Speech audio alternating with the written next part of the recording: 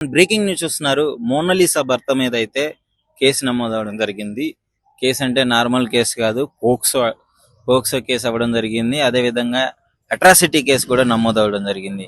So ఎందుకు ఈ విధంగా కేసు నమోదైందనే వివరాల్లోకి వెళ్తే, మీ అందరికీ మోనాలిసా తెలిసే ఉంటుంది. సోషల్ మీడియాలో విపరీతంగా ట్రెండ్ అయిపోయింది. కుంభమేళా జరిగిన తర్వాత ఎవరో ఒక పర్సన్ వీడియో తీసి ఆమెను సోషల్ మీడియాలో పెట్టడం జరిగింది. ఆ తర్వాత ఆమె ఉండే విధానం కావచ్చు, పూసలు అమ్ముకోవడం కావచ్చు, ఆ కళ్ళు అంతా ఆ పీపుల్ అంతా అట్రాక్ట్ అయిపోయి ఆమెను విపరీతంగా హైప్ ఇచ్చేసరికి ఆ టైంకి మోనాలిసా కుంభమేళా ఎంతమందికి తెలుసు అంతమందికి మోనాలిసా తెలుసు. అన్ని కోట్ల మంది విపరీతంగా ట్రెండ్ అవడంతో ఒక బాలీవుడ్ దర్శకుడు సైతం ఆమెను తీసుకొచ్చి ఒక సినిమా తీయాలి అనే విధంగా అంత ఫేమ్ వచ్చింది. ఎంతో మంది ఎన్నో కష్టాలు పడతారు మూవీ ఇండస్ట్రీకి రావడానికి, కానీ ఆమెకు మాత్రం చాలా ఈజీగా ఈ ఛాన్స్ దక్కింది.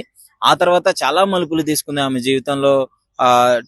బాలీవుడ్ లోకి వెళ్ళిన తర్వాత కూడా అక్కడ ఎన్నో ఇబ్బందులు ఫేస్ చేశానని చెప్పేసి రీసెంట్ గా ఆమె చెప్పడం జరిగింది. ఆ బాలీవుడ్ నుంచి సరైన రీతిలో అవకాశాలు రాలేదు. ఆమెకు వచ్చిన ఫేమ్ కి అక్కడ జరిగిన విషయాలకి చాలా తేడా ఉంది. తర్వాత తెలుగులో కూడా ఆమె చాలా సినిమాలు కూడా ఒక సినిమా కూడా సైన్ చేయడం జరిగింది హీరోయిన్ గా.